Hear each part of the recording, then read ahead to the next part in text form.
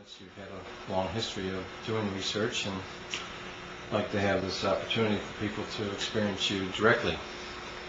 Well, first of all, let me say this. I first met John-Roger back in 1978. I was at a bookstore, Dhammapada bookstore in Topanga Canyon, San Fernando Valley, no longer in existence.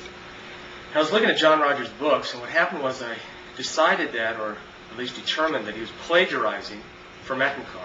And I was doing a research project at the time on Eckankar. This is back in 1977. So I wrote a letter to John-Roger asking him if he really was indeed plagiarizing. And what happened was he wrote me a letter back, about a 2 or 3 page letter, inviting me to come up to Mandeville Canyon, which I did. That was the first time I ever met him. I met him, I think it was in January, and it was 1978. The interview was about 5 or 6 hours, which was taped, and we discussed a variety of issues, his connection with Eckankar. So that's how I met him.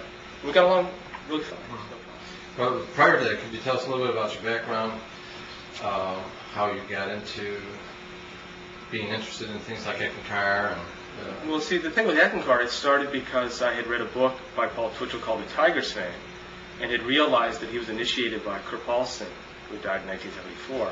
And I was doing a term paper, California State University of Northridge. And the term paper started at 10 to 15 pages, eventually ballooned to about 150 pages, because I found out the founder of that religious movement, Twitchell, had lied about his life, claimed he was born in 1922, was born in 1908, claimed that all the books that he had written were original. They were ripped off from Path of Masters by Julian Johnson in 1939, and Scientology, L. Ron Hubbard's book. So what happened was I was doing this research project, interested in Eckankar, interested in new religious movements, which were related or somehow connected to Surat Shabd Yoga movements.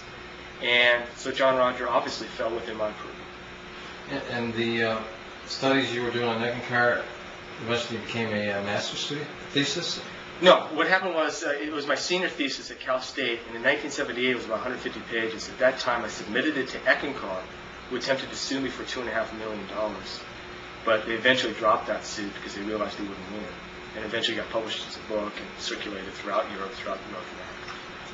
And you have a copy of your book with you, I believe. I do have a copy of my book right here. It's out of print, though. This is the last edition. We're doing a new edition of the laser typeset, Making of a Spiritual Movement, Del Mar Press. But we're doing a new edition now. Now, in this book, you discuss some of your research with John-Roger, and you include some comparisons, I believe, between Eckankar and MSIA, and cosmology. Right. Essentially what I found out was that John-Roger was initiate, the second initiate, according to Eckankar's records. In Eckankar, he knew Paul Twitchell, met him personally. And he also ran a satsang group in Rosemead, California, on behalf of Eckankar. And there are some reports that when John-Roger was holding his satsangs, he would tune in to Brother Paul, kind of channel the spirit of Paul Twitchell. And there's no doubt in my mind that he really was a member of Eckankar.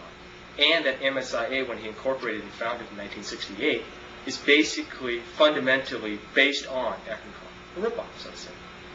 So as far as the inner regions that Eckankar claims, MSIA regions, but the same, to correlate. What happened was Twitchell in 1971, a book called The Spiritual Notebook, developed his own cosmology, 12-plane cosmology, with his own kind of peculiar sounds. He wanted to break off from Kirpal Singh, Radhasoami, Ruhani Satsang, and develop his own cosmology, and in so doing, develop these kind of weird nuances, like there's 10,000 violins in the 7th plane or the 8th plane. John-Roger, since he was a member of Eckankar, read a lot of Eckankar books, took over that cosmology verbatim, published it in a book called The Sound Curve. Now, how do you know this from John-Roger personally, from your interviews? Yeah, with that? I remember talking to John-Roger about his association with Eckankar. He claimed that although he was not formally a member, he highly admired the teachings of Paul Twitchell. He was on their mail correspondence list, but he felt his association was one of a friend, not one of a disciple. I believe Gordon Melton once said that John-Roger was being considered for taking over Eckankar. No, that's not true. What happened was John-Roger wanted to take over. And in 1971, when Paul Twitchell died, what John-Roger did was he showed up in Las Vegas, Nevada. And I think, quite seriously, he even kind of inferred it to me in our conversation that he may have been appointed. He was going to be the second living Ek master. Instead, a guy named Sri Darwin Gross gets appointed.